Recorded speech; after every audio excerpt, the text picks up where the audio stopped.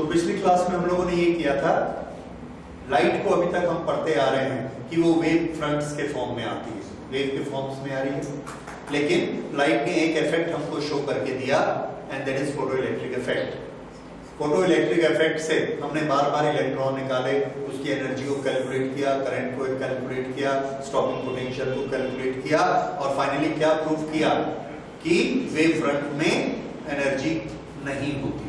नहीं कहेंगे कि वेव फ्रंट एनर्जी के लिए रिस्पॉन्सिबल नहीं है। एनर्जी किस पर डिपेंड करती है? फ्रीक्वेंसी पर डिपेंड करती है। Energy of one photo electron depends upon frequency and not upon amplitude, जैसा कि हम वेव थ्योरी में पढ़ते आए हैं। That was a failure of wave theory. Okay, वो बात हो गई। उसके बाद ये हुआ कि लाइट वेव होती है या पार्टिकल नेचर होती है, तो लाइट कुछ फिनोमेना शो करती है जिसमें उसका नेचर वेव होता है और कुछ फिनोमेना शो करती है जिसमें उसका नेचर पार्टिकल नेचर होता है। तो light has got both the natures.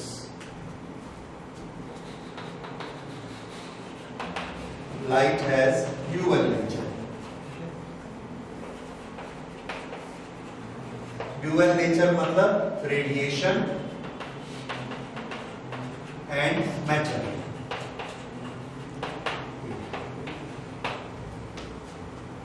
Radiation किससे पता लगता है?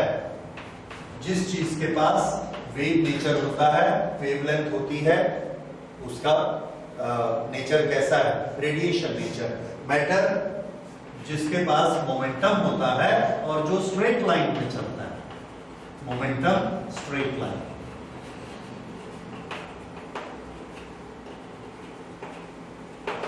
एनर्जी दोनों कैरी करते हैं। ओके, इस चीज का प्रूफ कि लाइट का रेडिएशन नेचर होता है, इसका प्रूफ हमको कौन से एक्सपेरिमेंट में मिला? Young's experiment. हम लोग बार बार इस चीज को दोहरा रहे हैं। यंग एक्सपेरिमेंट से ये कैसे प्रूफ हुआ कि लाइट में वेव्स होती हैं? क्योंकि दो वेव एक दूसरे को कैंसिल करके एनर्जी को जीरो कर सकती हैं। ये तभी पॉसिबल है जब एक में क्रेस्ट हो और दूसरे में ट्रफ हो। अगर दोनों सीधे सीधे होते तो वो एक दूसरे को कैंसिल नहीं कर सकते थे। कैंसिल होने के लिए एक क्रेस्ट बना रहा हो, दूसरा उसी टाइम ट्रफ बना रहा हो, तो दोनों एक दूसरे को कैंसिल करेंगे। तब ये हमको डार्क पॉइंट मिलेंगे और ये हमने किसमें प्रूव किया कि डार्क फ्रिंजेस मिलती हैं? Young's experiment. ओके, उसके बाद मैटर नेचर, मोमेंटम और स्ट्रेट लाइन मोशन, ये भी लाइट के पास होता है। ये हमने किसमें प्रूव किया? दिस इज, ये कौन से एक्सपेरिमेंट में हुआ था? रदरफोर्ड से एक्सपेरिमेंट किया था। क्या नाम था उसका? क्या चीज? हेलवेक।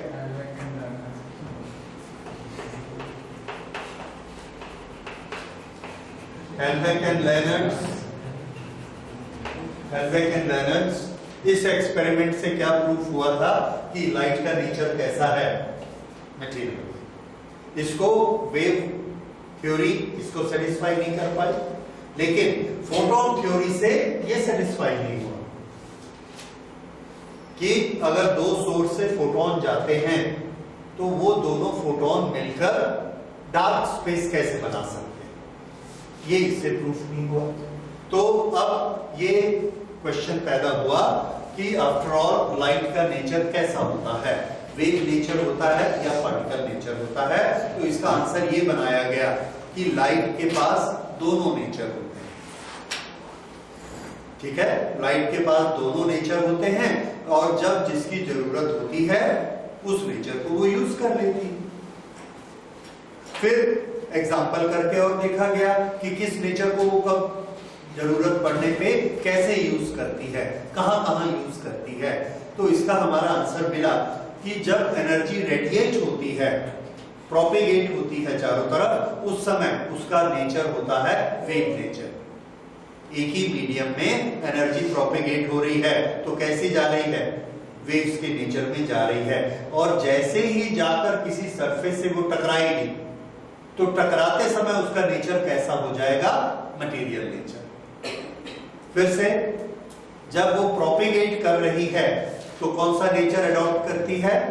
Wave nature.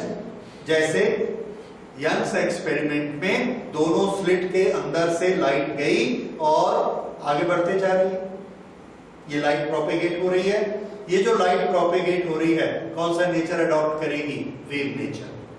डिफ्रैक्शन पैटर्न में एक ओपनिंग है, एक ओपनिंग से वेव ऐसे गई और चारों तरफ फैली, ये प्रोपेगेट हो रही है, कौन सा नेचर? Wave nature. लेकिन जब जाकर ये एक मटेरियल की वॉल को, निकल प्लेट को स्ट्राइक करती है, तो मटेरियल को इसने स्ट्राइक किया तो ये अपना नेचर कैसा बना लेती है? Material nature. उस समय जो स्ट्राइक करती है उसको हम किससे एक्सप्लेन करते हैं? फोटोन से, कि फोटोन ने स्ट्राइक किया, इसको एनर्जी दी और यहां से इलेक्ट्रॉन निकाल लिया। उस समय लाइट का नेचर कैसा बन जाता है? Material nature. ठीक है, तो ये नोट कर लिए। While propagating, the light has wave nature. While propagating, the light has wave nature. But when it strikes a surface,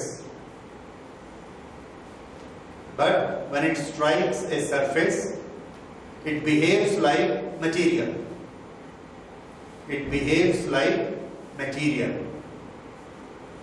bracket में फोटोन।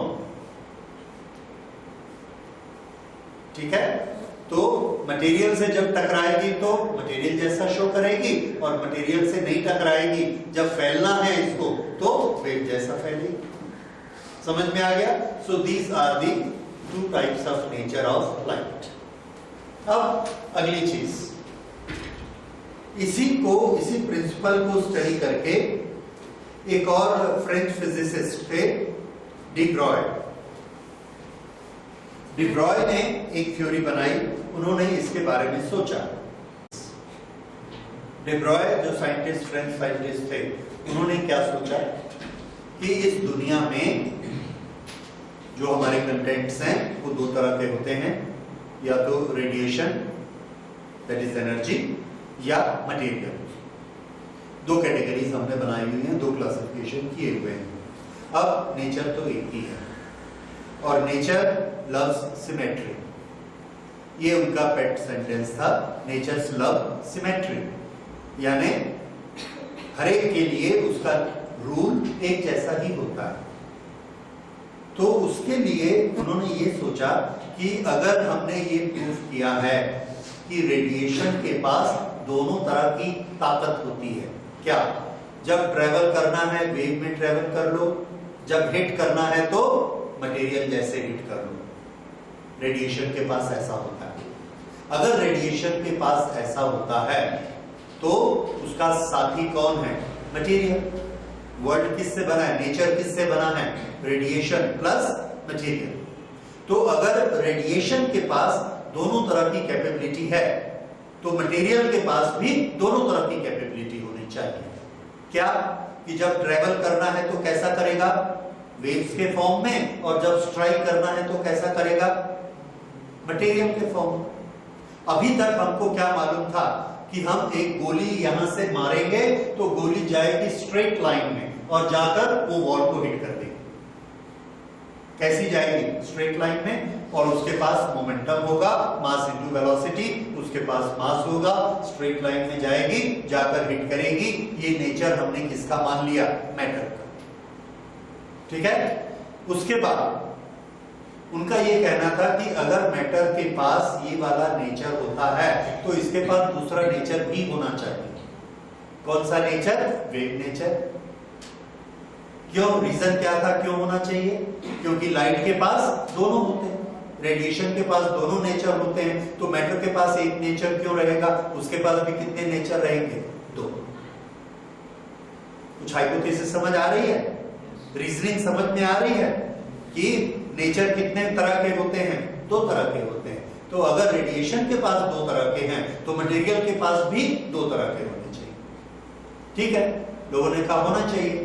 तो तो इसका ये मतलब है कि अगर पार्टिकल ऐसे जाएगा, उसके पास मोमेंटम है और वो हिट करता है, तो उसके पास क्या वो वेव्स के फॉर्म में चलता है, जैसे लाइट चलती है। लाइट वेव्स के फॉर्म में चलती है और जब हिट करती है तो मटेरियल के फॉर्म में हिट करती है।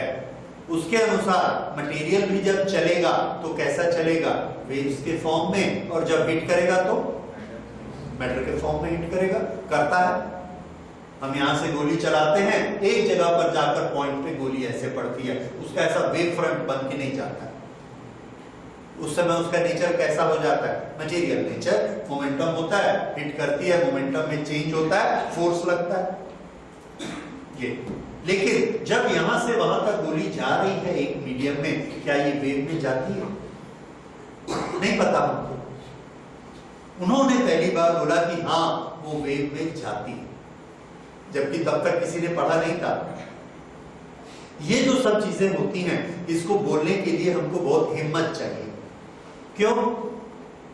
कोई सामने वाला पूछ लेगा किसने बताया, जैसे आपने कोई चीज बताई कि ये ऐसा ऐसा होना चाहिए, तो मैं पूछूंगा किस बुक से पढ़ा आपने, तो आपने बोला किसी बुक से नहीं पढ़ा। किसी बुक से नहीं पढ़ा मतलब गलत है, ऐसा नहीं होता।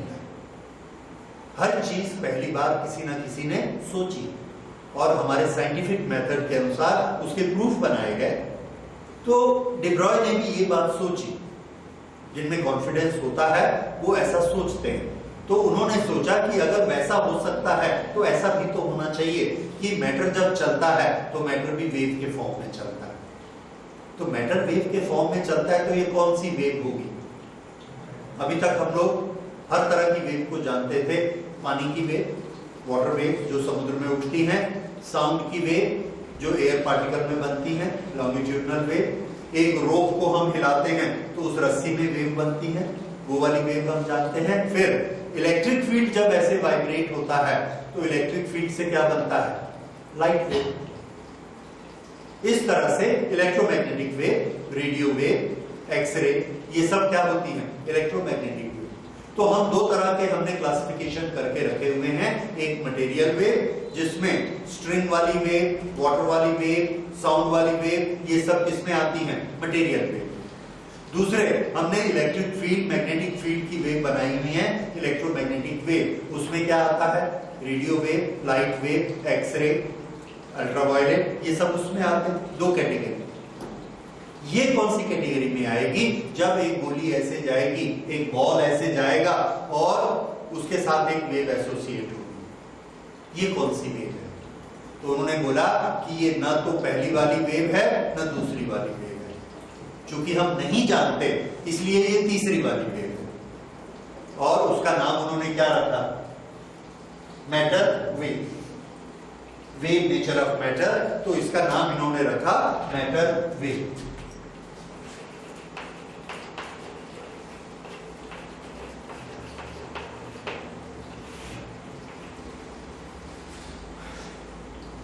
तो मैटर वेव क्या होती है? तो मैटर वेव, जब भी कोई मैटर चलता है तो उसके साथ एक वेव एसोसिएट हो जाती है और वो मैटर के साथ एसोसिएटेड रहती है। जब जाकर वो मैटर कहीं रुक जाएगा, वेव खत्म हो जाएगी, ये मैटर वेव होती है। ठीक है, तो ये मैटर वेव का कंसेप्ट उन्होंने दिया। तो नोट करिए, matter wave according to De Broglie,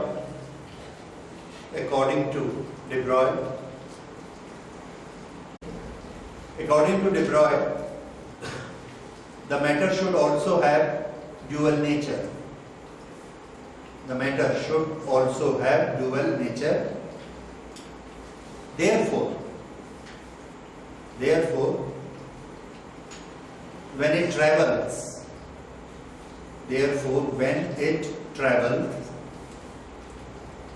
there is a wave associated with it.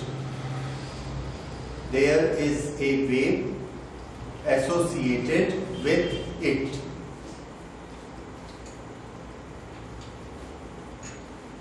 That wave is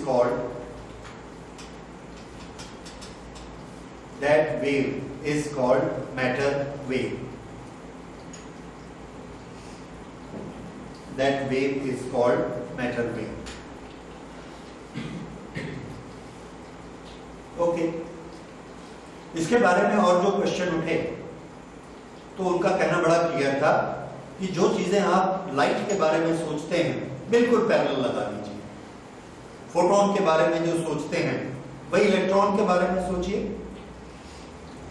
तो फोटोन जब चलता है तो उसके पास मोमेंटम होता है। आपने निकाला है ये मोमेंटम कितना होता है, फोटोन का मोमेंटम। फोटोन का मोमेंटम आपने निकाला था P is equal to H upon lambda. याद आया what was energy, H nu, ये हमने निकाली थी। Energy of a photon is H nu. Energy upon C, energy upon velocity क्या होता है, मोमेंटम। एनर्जी क्या होती है, mv स्क्वायर अपॉन v कर दिया तो क्या बन जाएगा, mv p। तो energy upon c is equal to momentum. तो this upon c is momentum. अब c किसके बराबर है, nu into lambda, nu cancel हो गया तो क्या बचा, h अपॉन लैम्डा। ये क्या चीज है, momentum. And this is the famous relation, ये आप पहले कर चुके हैं। तो ये मोमेंटम किसका था, फोटोन का। अगर ये मोमेंटम फोटोन का था तो उन्होंने बोला कि हमको कोई चेंज करने की जरूरत नहीं है, यही मोमेंटम इलेक्ट्रॉन का है, यही मोमेंटम इलेक्ट्रॉन का होगा। और उसमें h क्या है, प्लैंक्स कांस्टेंट, और लैम्डा क्या है, वेवलेंथ। किसकी वेवलेंथ, जिसके साथ इलेक्ट्रॉन एसोसिएटेड है। और इलेक्ट्रॉन किसके साथ एसोसिएटेड होता है, मैटर। यानी हर मैटर वेव की एक वेवलेंथ होती है और वो वेवलेंथ हमको इससे मिलती है P is equal to H upon lambda. लेकिन P का मैटर के केस में हम लोग एक फॉर्मूला जानते हैं, that P is equal to mv। So mv is equal to h upon lambda. तो लैम्डा किसके बराबर हुआ, h upon mv। This is wavelength of the matter wave. Note कर लीजिए, wavelength of matter wave.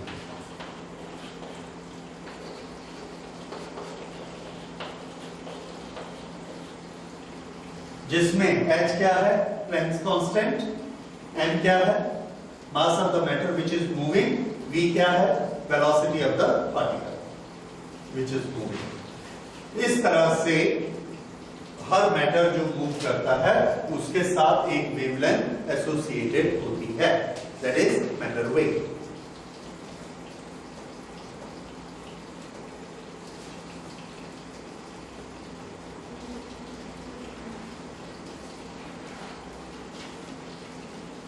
This is also known as de Broglie wavelength.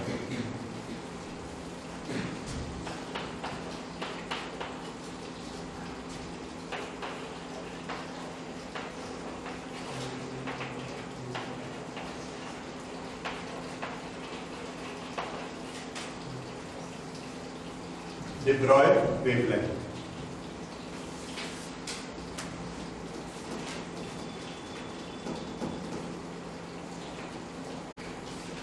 इस wavelength का size किस पर डिपेंड करेगा, तो आंसर है m और v पर डिपेंड करेगा। m जितना भारी होता जाएगा उतनी वेवलेंथ छोटी होती जाएगी। अब यहां से ये वाली एक नोक ऐसे जा रही है, अगर ये वेव के फॉर्म में चलती है, इतनी बड़ी वेवलेंथ तो आपको दिख रही है, वेव के फॉर्म में चल रही है। लेकिन अगर ये ऐसे चल रही है, इतनी छोटी वेवलेंथ इसकी कर दें कि आपको नजर ही ना आए कि वो वेवलेंथ है, तो हमको कैसा लगेगा, कैसे जा रही है, स्ट्रेट जा रही है, जबकि उसमें बहुत छोटी सी वेवलेंथ है। छोटी वेवलेंथ क्यों हो जाएगी, क्योंकि m कैसा होगा, बहुत ज्यादा होगा।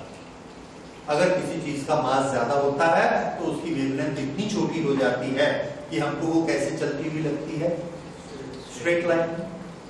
अच्छा, अगर किसी चीज का मास बहुत कम है और उसकी वेलोसिटी बहुत ज्यादा है तो भी वेवलेंथ कैसी होगी? छोटी। अगर मास भी कम है और वेवलेंथ भी है, वेलोसिटी भी कम है, तो वेवलेंथ कैसी होगी? बहुत बड़ी। इतनी बड़ी वेवलेंथ हो सकती है कि फिर से हमको ऑब्जेक्ट कैसे चलते हुए दिखता है? Straight line. यहां से उठेगा, वहां जाके उठेगा। तो कहीं भी थोड़ी सी दूर हम देखेंगे तो कैसा दिखेगा? Straight line. ठीक है, तो ये थोड़ा सा डिपेंडेंस है m और v पर। एक छोटा सा क्वेश्चन लिखिए। What is de Broglie wavelength of a ball? What is de Broglie wavelength of a ball which has mass equal to 0.12 kg? Mass equal to 0.12 kg and it is moving with a speed 20 meter per second.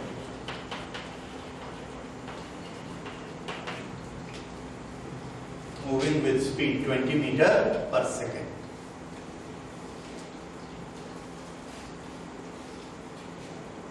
ठीक है, wavelength निकालिए। इसकी values SI system में सब रखिए, wavelength SI system में निकलेगी। तो इसका आंसर आया 2.76 इंटू 10 to the power -34। ये wavelength 10 to the power -34 metre. कितना छोटा। प्रोटॉन का साइज क्या होता है? 10 to the power -15। उससे भी ये छोटी वेवलेंथ। तो ये पक्की बात है, इस वेवलेंथ को कोई पकड़ नहीं सकता, ये वेव नेचर में। इसलिए हमको बॉल कैसी जाती हुई दिखती है? स्ट्रेट जाती हुई, क्योंकि इस वेवलेंथ को हम देख ही नहीं सकते, लेकिन वेव है, मैटर वेव इसके साथ इन्वॉल्व है, भले हम इसको देख नहीं पा रहे हैं। ये बात समझ में आए? ओके। अब हम कैलकुलेशन करते हैं de Broglie's थ्योरी से इलेक्ट्रॉन की वेवलेंथ। इलेक्ट्रॉन सबसे कम मास वाली चीज कौन सी होती है? इलेक्ट्रॉन। तो हम ये सोचते हैं कि इसमें जो हमने बॉल का मास लिया था, that was how much? 0.2 kg। 0.2 kg तो बहुत बड़ा है। इलेक्ट्रॉन का मास कितना होता है? 10 to the power minus, yes, it's a very small mass. तो उसकी तो वेवलेंथ काफी होनी चाहिए। उसकी वेवलेंथ हम निकालते हैं कि कितनी होती है। तो इलेक्ट्रॉन की वेवलेंथ de Broglie थ्योरी से निकालिए। It is a standard question in examination. Modern physics में ये क्वेश्चन बहुत आता है। Find out wavelength of electron by de Broglie's method और बाय de Broglie's थ्योरी। किस तरह से इसको निकालना है? तो वेवलेंथ निकालने के लिए हमारे पास दो तरीके होते हैं। एक तो lambda is equal to h upon mv करें। इसके लिए हमारे पास m का डाटा होना चाहिए और v का डाटा होना चाहिए, जो कि इलेक्ट्रॉन के केस में नहीं है। इसके लिए हम एक दूसरा फॉर्मूला लगाते हैं, जिससे हमने ये फॉर्मूला डिराइव किया। ये फॉर्मूला हमने किससे डिराइव किया था? तो मैंने आपको बताया था, एनर्जी किसके बराबर होती है? h new. एनर्जी को हमने डिवाइड किया था किससे? एनर्जी को डिवाइड किया लैम्डा बनाने के लिए c से डिवाइड किया, या वेलोसिटी से डिवाइड किया? वेलोसिटी। तो ये क्या बन गया? h upon lambda. Energy upon velocity is equal to h upon lambda. ये हमारे पास एक फॉर्मूला बना। अभी भी ठीक नहीं है, इसको और करेक्ट करते हैं।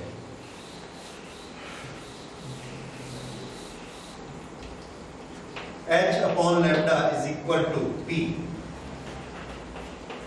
h upon lambda is equal to p। क्या आप p मोमेंटम को एनर्जी में कन्वर्ट कर सकते हैं? कोई फॉर्मूला मालूम है? p और एनर्जी। p किस किस चीज से बनता है? Mass into velocity. एनर्जी किससे बनती है? Half mv square. तो देखिए p is equal to mv। ये सब ने क्लास 11 में बहुत किया हुआ है। p square is equal to m square v square. Half T square is equal to half M V square into M. ये समझ में आ रहा है? ओके, तो P किसके बराबर हुआ? P square is equal to P is equal to M V, P square is equal to half M V square. इसको मैं इस तरह से लिखता हूं, half M V square is equal to 2 multiplied by half M V square multiplied by M is equal to 2। और ये जो हाफ एम वी स्क्वायर है इसको हम लिखते हैं kinetic energy K, and this is M। P square is equal to 2 into K into M। तो P किसके बराबर हुआ? Root 2 kinetic energy into mass. ये कन्वर्शन फिर से देखिए, P is equal to M V, P square is equal to M square वी square. This is equal to twice of half M V square into M. Half M V square को हमने क्या लिखा? Kinetic energy. So this is 2 kinetic energy into M. और फिर P root निकाल दिया, P is equal to root 2 K M। What is K? Kinetic energy. Okay, ये अगर P का फॉर्मूला है तो लैम्डा का फॉर्मूला क्या होता है?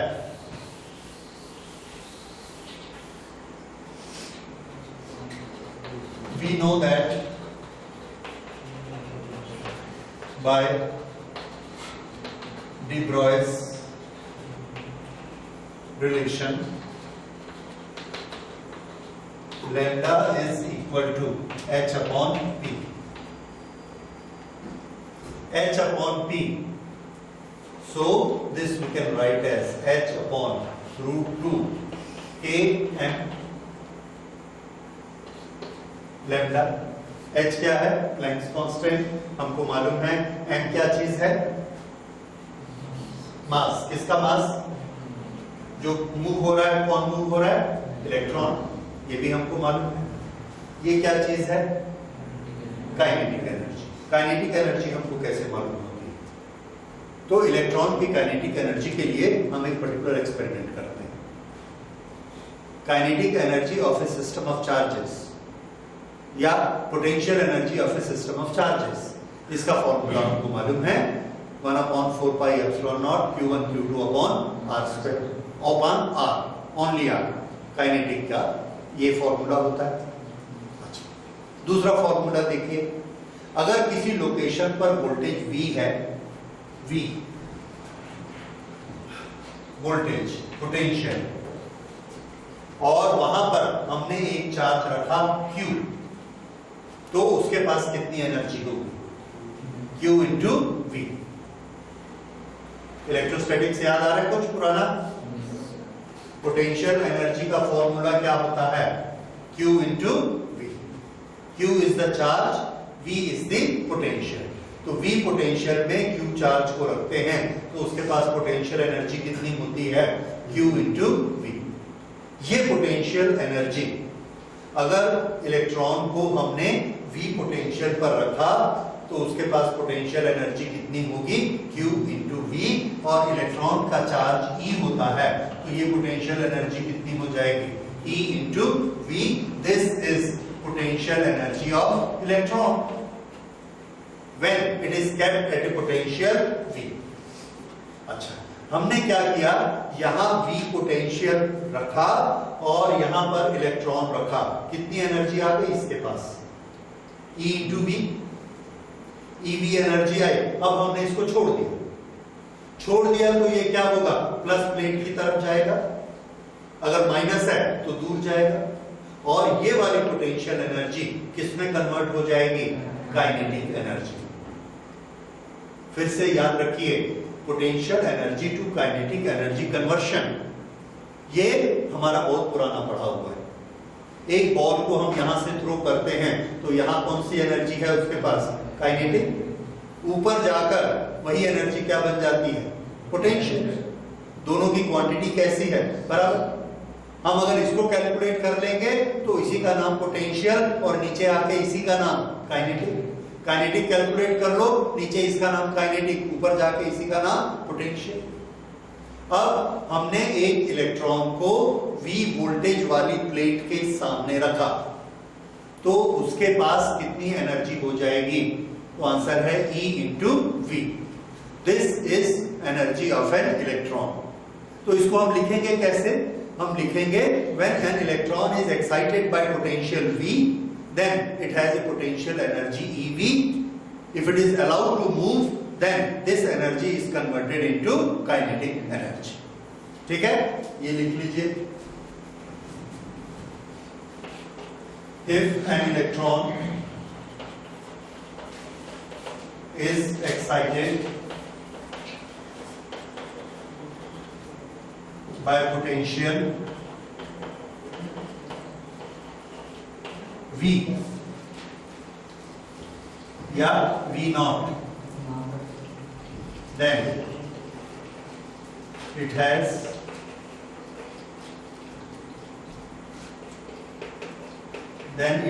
potential energy E V naught.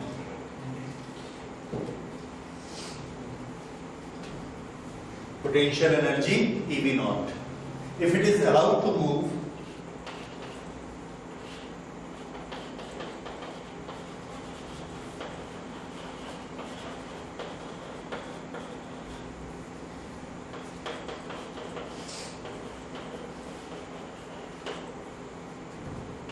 it converts to kinetic energy.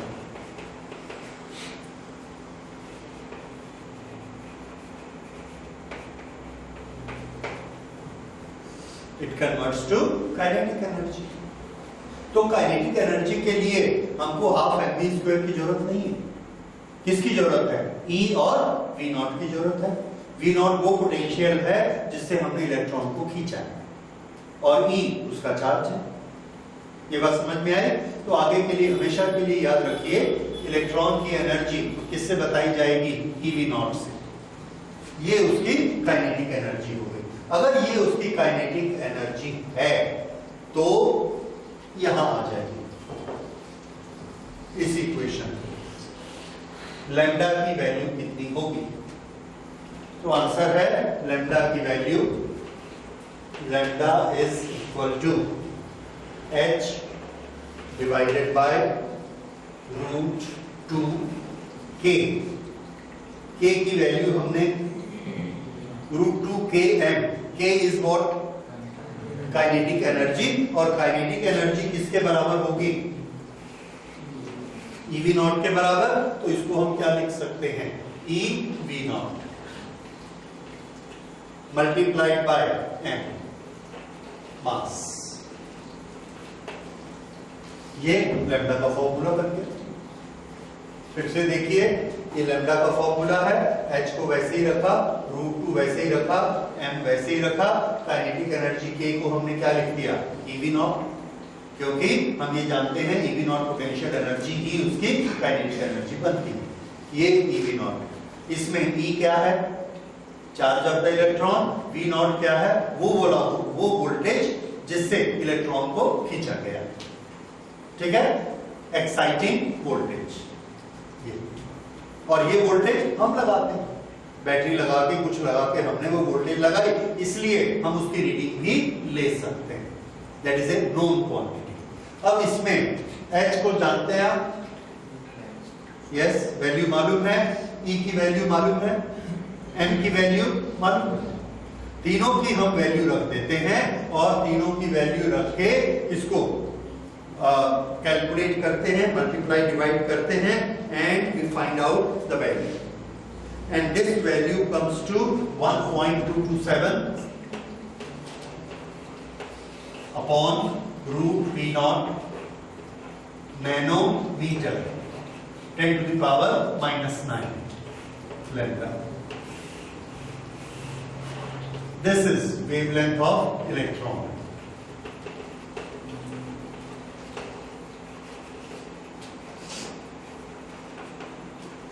ये इसका डेरिवेशन। तो इलेक्ट्रॉन की वेवलेंथ अलग अलग रहेगी, किस पर डिपेंड करता है? कि हमने उसको कितने वोल्टेज से खींचा, और ये हमको समझ भी आता है कि जितने जोर से आप उसको खींचेंगे उतना बड़ी बड़ी वेवलेंथ बनाकर आएगा, और जितनी कम वोल्टेज से खींचेंगे तो ऐसा ज्यादा वाइब्रेट करके आएगा। तो वेवलेंथ किस पर डिपेंड करती है? वोल्टेज पर डिपेंड करती है। तो ये इलेक्ट्रॉन की जितनी वोल्टेज देंगे उसके अनुसार उसकी वेवलेंथ बनेगी। अब ये जो इलेक्ट्रॉन की वेवलेंथ हमने निकाली, इसके लिए हमने किसको यूज किया? D ब्रॉयस hypothesis. हाइपोथेसिस है, ये लॉ नहीं है। पूरी की पूरी कहानी सोची हुई है, पूरा फॉर्मूला सोचा हुआ है फोटोन की नकल करके, इसलिए ये हाइपोथेसिस पर है। इसका प्रूफ क्या है? तो आंसर है इसका कोई प्रूफ नहीं था। इसका कोई प्रूफ नहीं था, ये खाली थ्योरी ही थ्योरी है कि ऐसा होगा, मैटर वेव होगी और ये इलेक्ट्रॉन की मैटर वेव की वेवलेंथ होगी। अब उसके बाद और क्वेश्चन उठे कि ये जो वेवलेंथ है, इसमें V की वैल्यू हम लोग अलग अलग रख सकते हैं। जैसे 120 वोल्ट रखेंगे तो यहाँ पे 120 कर देंगे, इसका रूट निकालेंगे, जो भी इसकी वैल्यू आएगी दैट विल बी 0.1 नैनोमीटर। इस तरह से इसकी वैल्यू अलग लगाएंगे। ओके, यहाँ तक बात समझ में आ गई। So when you have to find out wavelength of electron, तो आपको V नॉट पर लाकर छोड़ना है, और उससे ज्यादा वैल्यू नहीं चाहिए, क्योंकि कितनी वोल्टेज लगाई गई है ये वैल्यू हमको नहीं मालूम। ठीक है? ओके। उसके बाद अगली चीज कि मैटर वेव के बारे में हम और कुछ नहीं जानते। मैटर वेव की शेप कैसी होती है, शक्ल कैसी होती है, कैसे बनती है, वेवलेंथ कैसी होती है, फ्रीक्वेंसी कैसी होती है, तो ये होती कैसी है, तो इसके बारे में डी ब्रॉय ने बताया कि हम भी नहीं जानते हैं। तो जब हम किसी चीज को नहीं जानते हैं तो उसमें क्या लगाते हैं? We are not certain about it, तो हम कौन सा प्रिंसिपल लगाएंगे? Principle of uncertainty. Principle of uncertainty पढ़ा है आपने, केमिस्ट्री में पढ़ा है, हाइजेनबर्ग्स प्रिंसिपल ऑफ अनसर्टेनिटी। तो कितना सर्टेन है, कितना अनसर्टेन है, कौन कौन सी क्वांटिटी सर्टेन और अनसर्टेन होती हैं, ये मैटर वेव के बारे में डिस्कस किया गया है। तो लिखिए आगे, the matter wave picture, the matter wave picture incorporate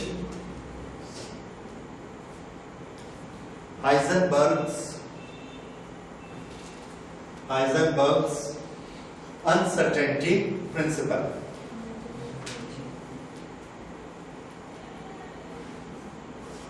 Heisenberg's uncertainty principle.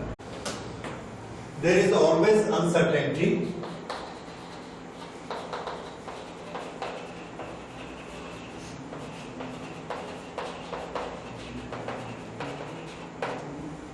about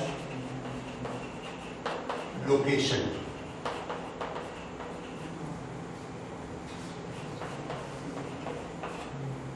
And momentum.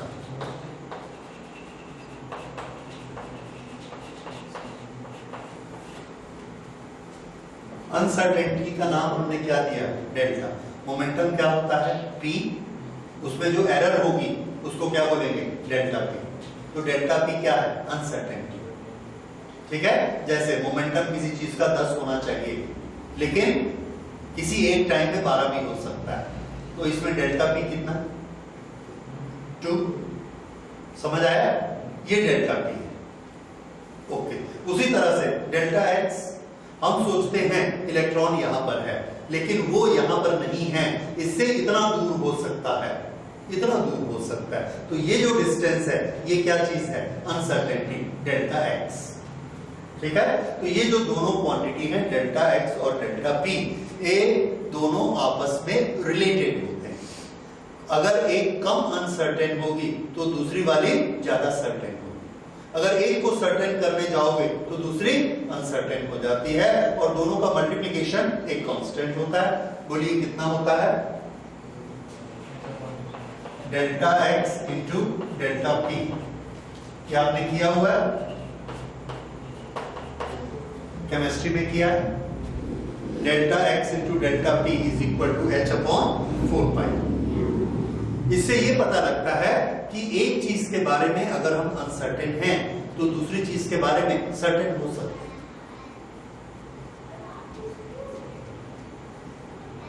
Okay,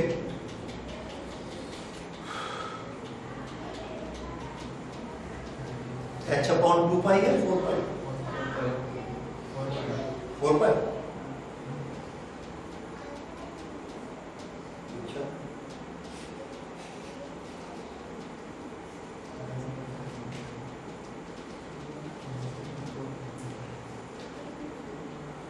okay, अब हम इसमें मैटर वेव किस तरह की हो सकती हैं इस अनसर्टेनिटी के चलते उसको देखते हैं। दो एग्जांपल, उसके दो एक्सट्रीम एग्जांपल। मैटर वेव के दो रिप्रेजेंटेशन देखिए, अनसर्टेनिटी में ही हमने बनाया। एक ये है कि अगर हमको उसका मोमेंटम फिक्स मालूम है, पक्का मालूम है, तो उसकी लोकेशन हमको नहीं मालूम, ये वाला उसका ग्राफ बनेगा। इसमें मोमेंटम में अनसर्टेनिटी कितनी है? 0। अगर उसका मोमेंटम यानी उसकी वेलोसिटी फिक्स है, मास फिक्स है, तो उसकी वेव की शेप ऐसी होगी जैसा हमारा साइनोसाइडल वेव्स होती है। लेकिन इसमें वेलोसिटी कैसी है? फिक्स, कोई चेंज नहीं हो रहा है। लेकिन इलेक्ट्रॉन कहां है हमें नहीं पता। डेल्टा x कितना है? इंफिनिटी, यानी इलेक्ट्रॉन कहां है हमें नहीं पता। अच्छा, ये वाला जो है ये हमको ये पिक्चर देता है कि इसमें पोजीशन में थोड़ी सी अनसर्टेनिटी है और वेलोसिटी में भी थोड़ी सी अनसर्टेनिटी है। तो इलेक्ट्रॉन कहां है? इलेक्ट्रॉन यहां हो सकता है, इलेक्ट्रॉन यहां हो सकता है। ये हमको क्या दिखाता है? Uncertainty of position delta x। इसकी वेलोसिटी इतनी ज्यादा हो सकती है इसके प्रोपोर्शनेट, इसकी वेलोसिटी इसके प्रोपोर्शनेट भी हो सकती है। ये क्या दिखाता है? Uncertainty of momentum. तो ये जो है ये रिप्रेजेंट करता है मैटर वेव को। ये वाला जो डायग्राम है इसको भले आप मत बनाइए जैकेट को, this is representation of matter wave. तो ये एक तरह का इसका ट्रेडमार्क बन गया। जिस तरह से आपने देखा है कि यंग्स एक्सपेरिमेंट में हम लोग जो इंटेंसिटी देखते हैं उस इंटेंसिटी का डिस्ट्रीब्यूशन इस तरह से होता है, bright dark bright dark bright dark. ये कौन सा है? Interference, interference. डिफ्रैक्शन में हमको मालूम है कि वो ऐसा होता है। ये किसका ट्रेडमार्क है? डिफ्रैक्शन का। याद आया? ये सेंट्रल ब्राइट है, ये डार्क है, ये सेंट्रल ब्राइट एरिया है, और उसके बाद ये थोड़ा सा सेकेंड ब्राइट, और उसके बाद ब्राइटनेस खत्म हो जाती है। ये इसका ट्रेडमार्क। उसी तरह से मैटर वेव का ये, तो ये मैटर वेव इस तरह से होगी।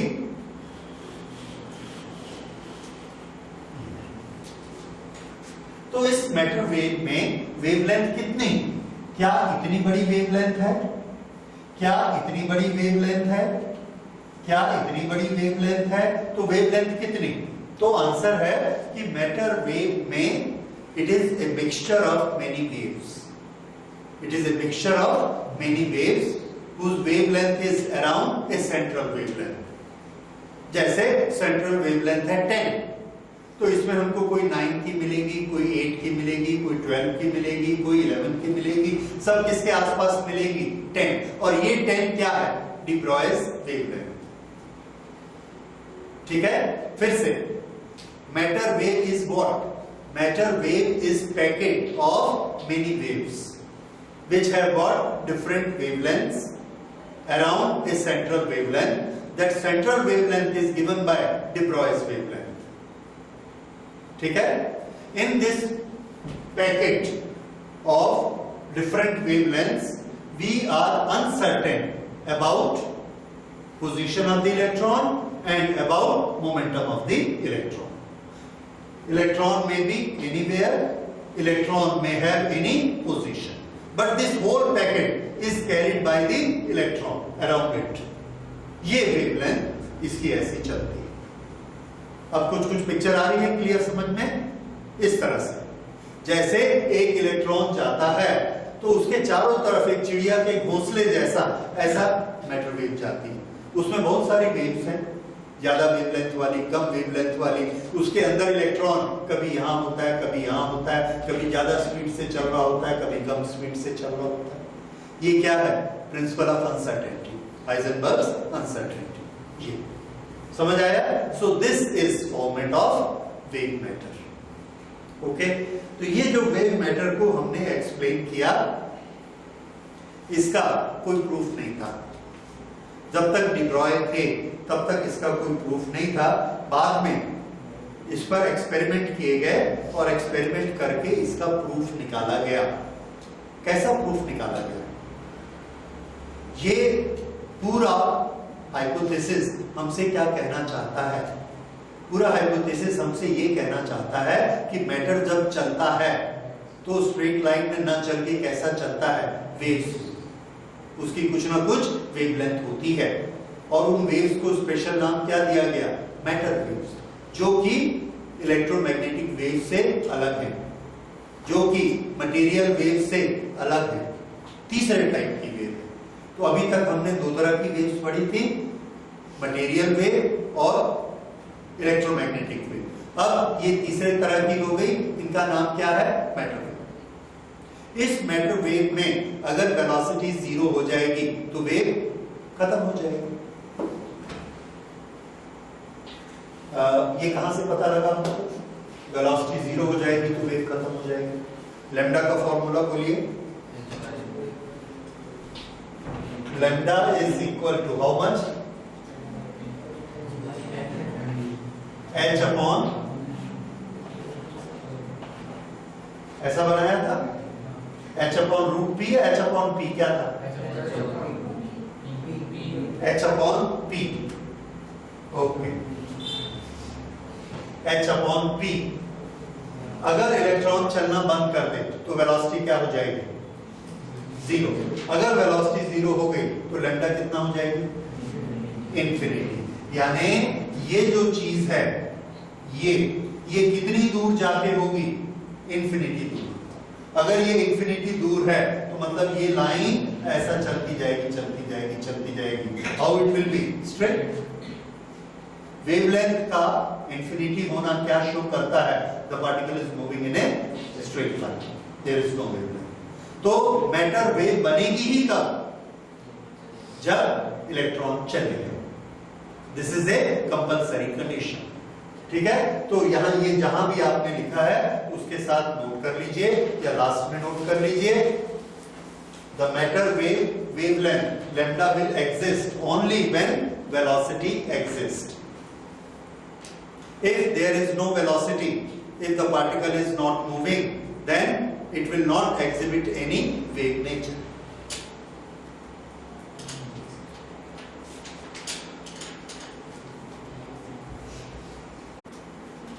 तो डेविसन और जर्नल ने जो एक्सपेरिमेंट किया, इसका पर्पस था डी ब्रॉयस थ्योरी को प्रूव करना। डी ब्रॉयस थ्योरी को कैसे प्रूव किया जा सकता है? जो चीज वेव के फॉर्म में चलती है वो कौन सा फीचर दिखाएगी? तो आंसर है वो डिफ्रैक्शन का फीचर दिखाएगी। डिफ्रैक्शन, इंटरफेरेंस का फीचर दिखाएगी। इंटरफेरेंस में डिफ्रैक्शन होता है और डिफ्रैक्शन में डार्क और ब्राइट ऐसे अलग अलग फ्रिंजेस बनते हैं। अगर कोई चलने वाली चीज डार्क और ब्राइट फ्रिंजेस अलग अलग बनाकर दिखाए तो इसका मतलब उसका नेचर कैसा है चलने का? वेव की पार्टिकल? Wave nature. और अगर ऐसा ना दिखाए तो कैसा होगा? स्ट्रेट। जैसे हमने एक जगह पर ये ओपनिंग बनाई और इधर से इलेक्ट्रॉन शूट किए, यहां से इलेक्ट्रॉन शूट किए, ये इलेक्ट्रॉन ऐसे गए, ऐसे गए, ऐसे गए, यहां पर सब जगह हमको एक जैसे इलेक्ट्रॉन दिखे, यहां पर यहां पर यहां पर एक जगह दिखे, इसका मतलब ये फैले नहीं।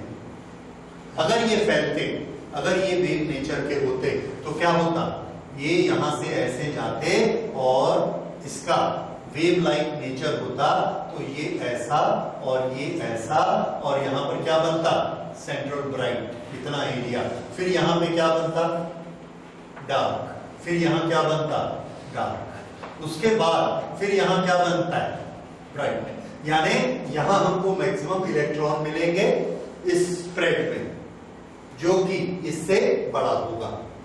उसके बाद इन दोनों तरफ इलेक्ट्रॉन नहीं मिलेंगे, उसके बाद फिर से इलेक्ट्रॉन मिलेंगे। तो इलेक्ट्रॉन का एक लोकेशन पर मिलना, फिर नहीं मिलना, फिर से मिलना और फिर से नहीं मिलना, ये क्या शो करता है कि इलेक्ट्रॉन कैसे मूव कर रहे हैं, वेव के फॉर्म। और अगर सब तरफ हर जगह पर एक जैसे इलेक्ट्रॉन मिलेंगे तो क्या शो होगा कि वो वेव के फॉर्म में नहीं जा रहे हैं, वो फोटोन जैसे सीधे जा रहे हैं और एक जैसे स्प्रेड हो रहे हैं। ठीक है, तो ये एक्सपेरिमेंट करना अपने आप में चैलेंज था कि किस तरह से इसको किया जाए। और इसमें हमारे पास डाटा क्या होता है कि यहां से जो वेव जाती है, ये जो वेव फ्रंट्स यहां जाते हैं, ये वाली ओपनिंग अगर ए है और ये वाला डार्क यहां बनता है थीटा, ये थीटा डेविएशन पर बनता है, तो थीटा, लैम्डा और ए, इन तीनों में आपस में रिलेशन होता है। किसी को अभी तक याद है क्या? फिर से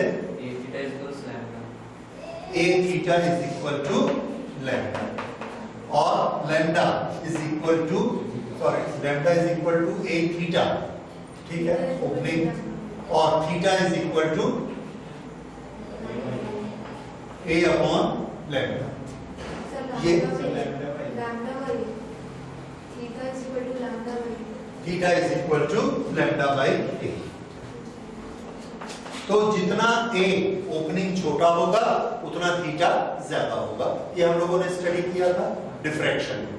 तो ये डिफ्रैक्शन का पार्ट आपको याद है, ये इस तरह से फैलेगा और इतनी दूर पर क्या बनेगा, डार्क। ये थीटा ऐसा बनना चाहिए। अगर तो ये पोजीशन मिलती है तो हम इससे लैम्डा की वैल्यू निकाल सकते हैं, ए मल्टीप्लाइड बाय थीटा करके लैम्डा की वैल्यू आएगी। तो दो चीजें, पहले ये वाला नेचर शो होना चाहिए कि अगर इलेक्ट्रॉन इधर से जाते हैं तो क्या वो ऐसा शो करते हैं कि नहीं करते। कैसा, ब्राइट डार्क, ब्राइट डार्क। अगर ऐसा शो करते हैं तो हम क्या मान लेंगे, वेव नेचर है। फिर हम उसका लैम्डा कैसे निकालेंगे, लैम्डा निकालने के लिए हम क्या देखेंगे, थीटा कितना है, दूसरा हम ये देखेंगे कि उसकी ओपनिंग कितनी, जहां से ये डिफ्रैक्शन हुआ है, ये यहां से ऐसे, यहां से ऐसे, ये वाला ए, उससे हम कैलकुलेट भी कर सकते हैं क्या, लैम्डा। ये कौन सा एक्सपेरिमेंट है, डिफ्रैक्शन का एक्सपेरिमेंट है, याद है सबको। इससे हम लैम्डा निकाल सकते हैं। लैम्डा निकालने का एक और तरीका है, उसको आप यूज कर चुके हैं। अभी अभी आपने डी ब्रॉय हाइपोथेसिस से इलेक्ट्रॉन का लैम्डा निकाला, कितना आया, 1.227 अपॉन, यस। ये एक दूसरा तरीका है, लेकिन ये तरीका किस बेसिस पर है, कोई बेसिस नहीं, हाइपोथेसिस पर है। ठीक है, अगर कोई आदमी ये एक्चुअल एक्सपेरिमेंट करके दिखा दे कि इलेक्ट्रॉन की जो वेवलेंथ आ रही है वो वेवलेंथ हमको डी ब्रॉय के हाइपोथेसिस से मिलती है, मैच कर गए दोनों, तो इसका मतलब हाइपोथेसिस क्या है, करेक्ट है। तो डी ब्रॉय के रहते रहते कोई इस एक्सपेरिमेंट को नहीं कर पाए, बाद में लोगों ने किया और इसको प्रूव किया। तो ये जो किया दैट वाज डेविसन एंड जर्बर। तो डेविसन एंड जर्बर ने जो किया, इस एक्सपेरिमेंट के बेसिक्स हम लोग पहले पढ़ चुके हैं। ये यहां से वेव्स जानी चाहिए, ये सब कोहेरेंट। यहां पर डार्क क्यों बनता है? क्योंकि यहां से जाने वाला और यहां से जाने वाला ये जो दोनों वेव्स हैं इनमें एक पाथ डिफरेंस होता है। ये पाथ डिफरेंस कितना होता है? a sin थीटा या a थीटा। ये पाथ डिफरेंस a थीटा जब लैम्डा के बराबर हो जाता है तो ये पॉइंट हमको कैसा मिलता है? यही डिफ्रैक्शन में हमने पढ़ा था, बड़ी छोटी सी चीज है। ये चीज हम इलेक्ट्रॉन में कैसे क्रिएट कर सकते हैं? तो उन्होंने इलेक्ट्रॉन में इसको क्रिएट करने के लिए एक एक्सपेरिमेंट किया। एक्सपेरिमेंट किया कि इलेक्ट्रॉन लिए और इलेक्ट्रॉन की एक बीम बनाई और उस बीम को प्रोजेक्ट किया। इलेक्ट्रॉन की बीम बनाई। अब इसके थोड़े से कंस्ट्रक्शन डिटेल्स हैं, पर फंडामेंटल प्रिंसिपल आपको समझ में आ गया है कि हम करना क्या चाहते हैं। बाकी डिटेल ऐसे हैं कि एक इलेक्ट्रॉन गन ली। इलेक्ट्रॉन गन क्या होता है? This is A coil. इस कॉइल को जब हीट करेंगे तो इसमें से इलेक्ट्रॉन निकलेंगे। हीट करने के लिए हमने इसके साथ एक छोटी सी बैटरी लगा दी।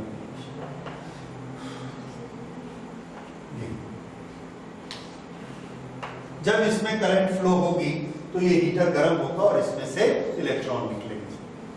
अच्छा, ये इलेक्ट्रॉन निकल के जाएंगे किधर? हम उसको एक्साइट करना चाहते हैं, एनर्जी देना चाहते हैं, तो हम क्या करते हैं? इसके सामने एक पाइप लगा देते हैं।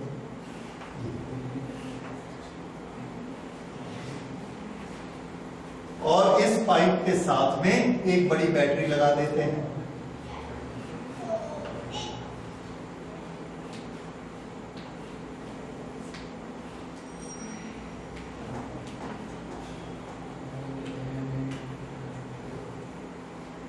इस तरह से हमने इसको जोड़ दिया। ये प्लस से यहां, यहां से इसको जोड़ दिया, माइनस और माइनस से ये वाला माइनस। अब यहां से जो इलेक्ट्रॉन निकलेंगे उनको सामने क्या मिलेगा? प्लस। कितना वोल्टेज मिलेगा? जितना हम यहां से बनाएंगे वो वोल्टेज हमने बनाया V0। तो ये सब इलेक्ट्रॉन को एनर्जी मिल गई। कितनी? E into V0। उस E इंटू V0 एनर्जी के कारण ये इसकी तरफ खींचे चले आते हैं और आते आते आते सारी पोटेंशियल एनर्जी काइनेटिक एनर्जी में कन्वर्ट हो जाती है। और उसके बाद ये इलेक्ट्रॉन यहां से इसके अंदर, ये एक पाइप है तो इलेक्ट्रॉन आते हैं और स्पीड से यहां से निकल जाते हैं। और ये वाला जो सिस्टम है, this is known as electron gun. क्योंकि इसमें क्या दिया हमको? High speed electrons. ठीक है, इसकी वोल्टेज बहुत ज्यादा है इसलिए उनकी काइनेटिक एनर्जी बहुत ज्यादा होती है। ये इलेक्ट्रॉन यहां से सब जाते हैं। जिसकी एनर्जी कम होती है, जो थोड़ा टेढ़ा चलता है, वो इधर इधर टकरा कर एब्जॉर्ब हो जाता है। जो सीधे जाते हैं ऑलमोस्ट सबकी एनर्जी एक जैसी होती है, EV0। इस एनर्जी से ये यहां चलते हैं। अब ये आगे चलते हैं तो इनको स्ट्राइक कराया जाता है एक निकल क्रिस्टल से।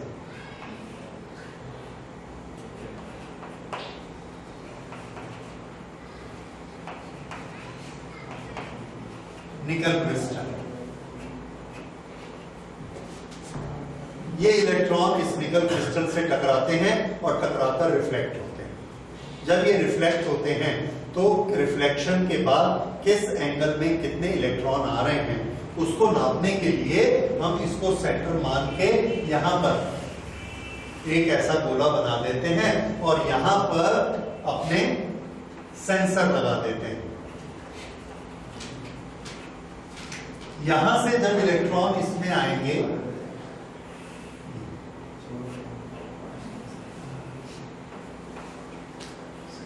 तो ये काउंट करता है, सेंस करता है और हमको बताता है अपनी करंट से कि कितने इलेक्ट्रॉन आ रहे हैं। ठीक है, इसके साथ ये जो स्केल लगी हुई है, इस स्केल में हमको इसका एंगल मिलता जाता है। ये जैसे यहां पर 90 डिग्री, इस तरह से यहां पर 50 डिग्री, यहां पर 0 डिग्री। तो ये सेंसर को हम जगह जगह ऐसा घुमाकर तलाशते रहते हैं कि कहां पर इलेक्ट्रॉन ज्यादा और कहां इलेक्ट्रॉन कम। इस तरह से ये एक अरेंजमेंट बनाया गया। ये अरेंजमेंट बनाने के बाद इसमें हमने देखा कि जो हमको इंटेंसिटी मिलती है, यहां की इंटेंसिटी, उसमें इस वोल्टेज का भी इफेक्ट पड़ता है। इस वोल्टेज का कैसे इफेक्ट पड़ता है? तो इसका इफेक्ट इस तरह का होता है, जैसे आप कंप्यूटर पर कोई पिक्चर देखते हो, उस पिक्चर के साथ ना एक एडजस्टमेंट होता है ब्राइटनेस और कंट्रास्ट का। वो आपने देखा है। अगर उसकी ब्राइटनेस बढ़ाते जाओगे तो क्या होगा? फीचर नहीं दिखेंगे, नाक कान आंख अलग अलग नहीं दिखेगा, पूरा व्हाइट हो जाएगा। अगर एकदम कम कर देंगे पूरा ब्लैक हो जाएगा। एक बैलेंस होना चाहिए, लाइट को बैलेंस होना चाहिए, उससे हमको सब फीचर अलग अलग दिखेंगे। तो एक पर्टिकुलर वोल्टेज ही ऐसी होती है जो डिफरेंस ऑफ वेलोसिटी क्रिएट करती है डिफ्रैक्शन होने के बाद, और हमको वो नहीं मालूम। चूंकि हमको नहीं मालूम, इसलिए हम अलग अलग वोल्टेज पर अलग अलग एक्सपेरिमेंट करते जाते हैं और देखते हैं किसमें फोटो सबसे ज्यादा साफ है। ये तो कर ही सकते हैं। जैसे आपको बोला गया कि इस कैमरे का फोकस हमको नहीं मालूम है कि कैसे ठीक, कहां पर ठीक है, तो उसका फोटोग्राफ खींचो लेकिन एकदम साफ आना चाहिए। तो हम क्या करेंगे? इतना फोकस रखा, फोटो खींचा, फोटो खींचा, फोटो खींचा, फोटो खींचा, ऐसा 10 को फोटो खींच के उसमें से देख लिया कौन सा सबसे साफ आया। जो साफ आया उसको यूज करना है, बाकी को फेंक देना।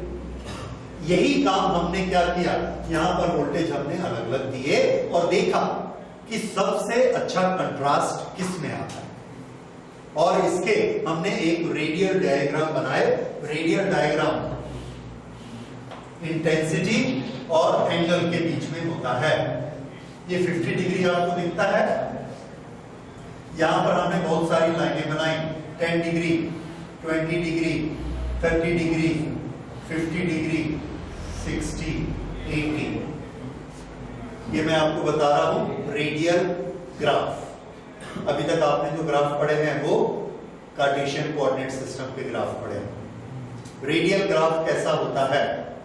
जब इसको हमने यहां पर इससे 0 डिग्री पर रखा तो देखा कि इसकी इंटेंसिटी, इलेक्ट्रॉन की इंटेंसिटी 0 थी, तो हमने ये वाला ये बनाया और इस पे 0 लेते हैं। फिर से इसको 10 डिग्री रखा और इसकी इंटेंसिटी पकड़ी, 10 डिग्री पे इंटेंसिटी आई 2, तो ये 10 डिग्री की लाइन है, इसमें हमने नापा 1 और 2, ये क्रॉस लगाया।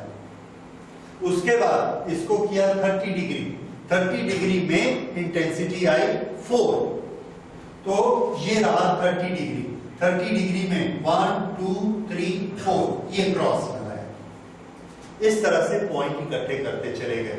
50 डिग्री पर फिर से हमको ये 50 डिग्री पे हमको इंटेंसिटी मिली 10, तो हमने इंटेंसिटी 10 पे लगाया। उसके बाद 60 डिग्री किया तो हमको इंटेंसिटी मिली 7, तो 60 डिग्री पे 7, फिर 70 पे किया तो हमको इंटेंसिटी मिली 2। उसके बाद 80 डिग्री पे किया तो इंटेंसिटी मिली 4, तो ये 80 डिग्री बनाया, इंटेंसिटी कितनी मिली 4। ये हमारा ऑब्जर्वेशन हुआ। अब सारे पॉइंट्स को मिलाया, सारे पॉइंट्स को मिलाया तो ये ऐसा बना। पहचान में आ रही शक्ल? क्या चीज है? Central bright. किसका? डिफ्रैक्शन पैटर्न का। यानी 50 डिग्री पर इसका क्या बनता है? Maximum bright. इसके इधर आप जाते हैं तो ब्राइटनेस कम हो रही है, इधर भी जाते हैं तो ब्राइटनेस कम हो रही है। कम होने के बाद फिर से इंक्रीज होती है। तो ये पैटर्न कौन बना सकता है? वेव बना सकती है या सीधे चलने वाला मटेरियल बना सकता है?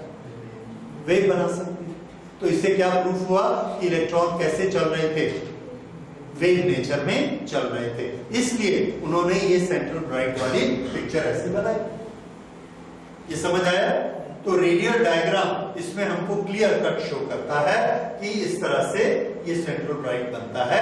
अच्छा, अगर हम दूसरे डायग्राम बनाते हैं तो कई बार हमको ये ऐसा मिला, एक बार बनाया ऐसा मिला, एक बार बनाया ऐसा मिला।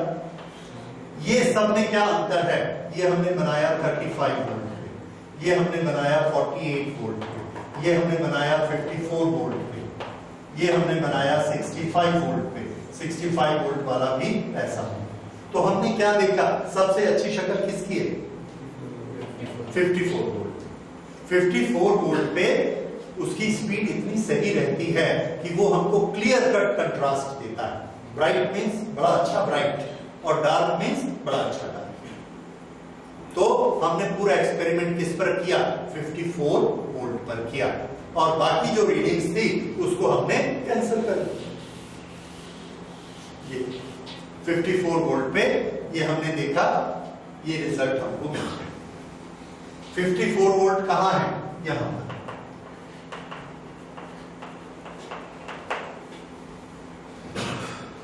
ये वाला जो है एंगल, ये एंगल हमको कितना मिलता है? 50। रिजल्ट हमको सबसे अच्छा ये वाला पीक कितने एंगल पर मिलता है? 50।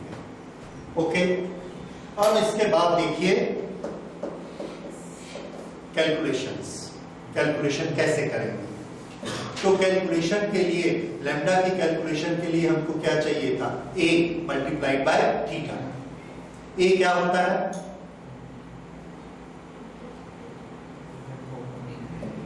ओपनिंग। ए क्या होता है? डिफ्रैक्शन पैटर्न में जो ओपनिंग होती है उसका साइज ए होता है। यहां कहां? तो देखिए यहां पर ओपनिंग कहां है, इस बात को समझिए।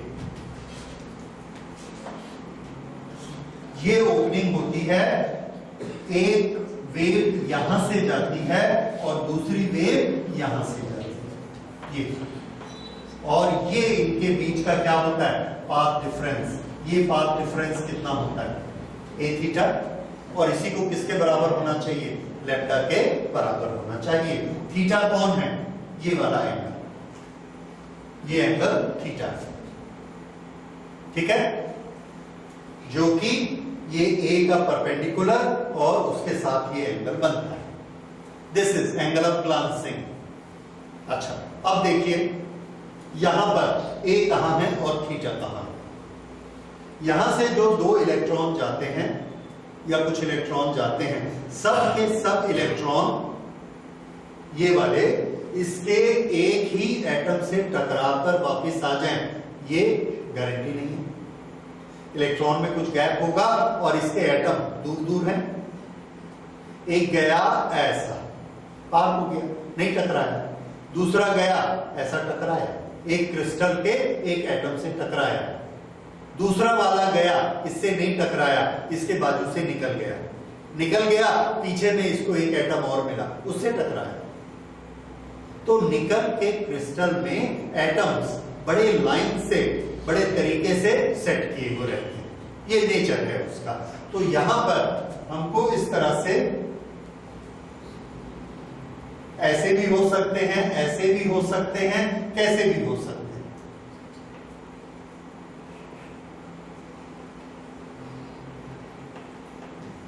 तो ये वाला इलेक्ट्रॉन इससे टकराया और टकराकर वापस आया। ऊपर वाला इलेक्ट्रॉन गया और इससे टकराया, इससे टकराकर वापस आया। एक पहले वाले से और एक दूसरे वाले से, यहां वापस पहुंचे एक ही जगह। अब ये बताइए, इन दोनों के पाथ लेंथ बराबर हो गए कि अलग अलग हो गए? एक पहले से टकराकर आ गया और दूसरे को पीछे तक जाना पड़ा, वहां से टकराकर आ गया, तो उसका रास्ता ज्यादा लंबा हो गया। तो दोनों में क्या क्रिएट हो गया? Path difference. पाथ डिफरेंस कहां क्रिएट होता है? ये वाला पाथ डिफरेंस, ये, और यही पाथ डिफरेंस कितना होता है, ए थीटा। ये आपने डिफ्रैक्शन में पढ़ा है कि ये पाथ डिफरेंस जिम्मेदार होता है कि ये वाला पॉइंट डार्क बनेगा। ए थीटा की वैल्यू कितनी होनी चाहिए, लैम्डा के बराबर। ओके, तो इसमें ए क्या है, ये वाला और ये वाला, ये दोनों एक्सट्रीम, जहां से एक वेव आई और जहां से दूसरी वेव आई, इनके बीच का गैप क्या है, ए। निकल में हमने नापा, एटम की एक लाइन ऐसे है, एटम की दूसरी लाइन ऐसे है, इनके बीच का डिस्टेंस नाप लिया। अगर हमने इनके बीच का डिस्टेंस नाप लिया और उसको डबल कर दिया तो हमको क्या मिल गया, पाथ डिफरेंस। फिर से देखिए, यहां से ये ऐसे आया और ऐसे वापस गया, टोटल डिस्टेंस 100। दूसरा इलेक्ट्रॉन ऐसे आया, यहां एटम नहीं मिला, गया, पीछे वाली लाइन से टकराया, वापस गया। उसी सेंसर में इसने कितना डिस्टेंस कवर किया, 102। दोनों में पाथ डिफरेंस कितना आ गया, 2 आ गया पाथ डिफरेंस। ठीक है, ये पाथ डिफरेंस क्रिएट हुआ ए थीटा।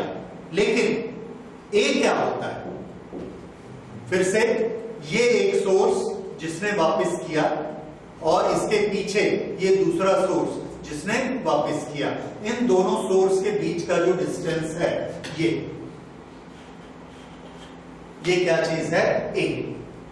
और ए हमको मालूम है क्रिस्टलोग्राफी से, हमको पता है कि निकल के दो एटम के बीच में कितना डिस्टेंस होता है।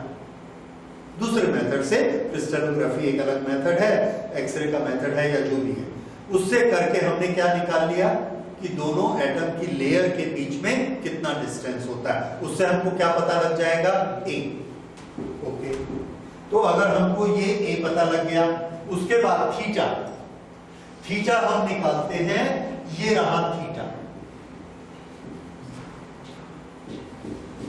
ये थीटा यहां से कितना ऊपर उठा हुआ है, तो थीटा निकालना बहुत आसान है इसमें।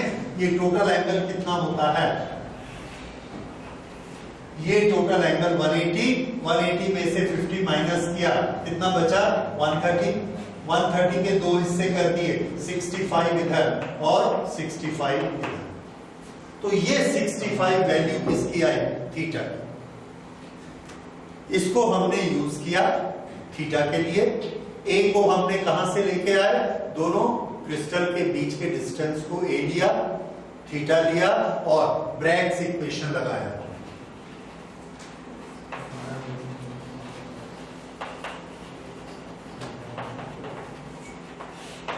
ब्रैग्स इक्वेशन लगाया, कौन सा, a theta is equal to lambda, वैसा करके लगाया और इससे हमने लैम्डा की वैल्यू निकाली।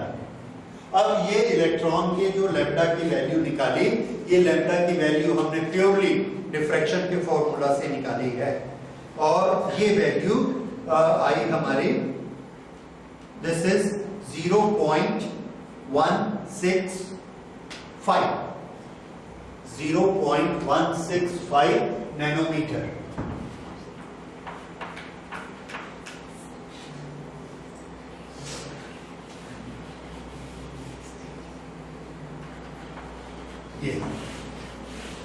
ये हमने किससे निकाली, ब्रैग्स इक्वेशन से, डिफ्रैक्शन से। तो ये लैम्डा आ गया, जैसे कि हम सभी वेव्स का निकालते हैं वैसे ही निकालते। अब उसके बाद हमने डे ब्रॉयज इक्वेशन लगाया। डे ब्रॉयज इक्वेशन में लैम्डा कैसे आना चाहिए, तो ये आना चाहिए h ना, कैलकुलेशन हम कर चुके हैं, 1.227 अपॉन रूट ये एक्साइटिंग वोल्टेज। यहां पर एक्साइटिंग वोल्टेज हमने कितनी यूज की है, 54, तो इसको हमने 54 रखा। तो इसको जब 54 रखा, 1.227 अपॉन रूट 54 नैनोमीटर, तो इसकी कैलकुलेशन करने से हमारा रिजल्ट आया 0.167, विच इज सेम। जबकि ये हमने किससे निकाला है, हाइपोथेसिस से, बिना एक्सपेरिमेंट के। और एक्सपेरिमेंट करके इसको निकाला तो ये इतना आया। दोनों ने आपस में मैच किया। अगर दोनों ने मैच किया इसका मतलब हाइपोथेसिस कैसी थी? Hypothesis was correct.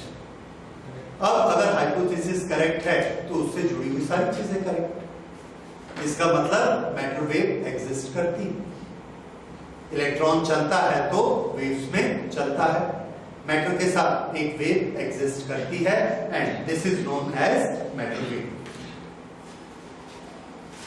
तो अब ये फैसला हुआ कि जब मैटर ट्रैवल करता है तो किस फॉर्म में ट्रैवल करता है? वेव के फॉर्म में। और जब टकराता है तो किस फॉर्म में टकराता है? मटेरियल के फॉर्म, स्ट्रेट गोली जैसे। लाइट के लिए क्या फैसला हुआ? लाइट जब प्रोपेगेट होगी तो कैसी होगी? वेव के नेचर में, और जब टकराएगी तो पॉइंट यानी फोटॉन के नेचर। टकराने वाले पार्टिकल का नाम फोटॉन, मटेरियल में टकराने वाले पार्टिकल का नाम इलेक्ट्रॉन। लाइट जब मूव करती है तो वेव्स का नाम इलेक्ट्रोमैग्नेटिक वेव। इलेक्ट्रॉन जब मूव करता है तो वेव्स का नाम मैटर वेव। तो मैटर के पास कितने तरह का नेचर? दो तरह का।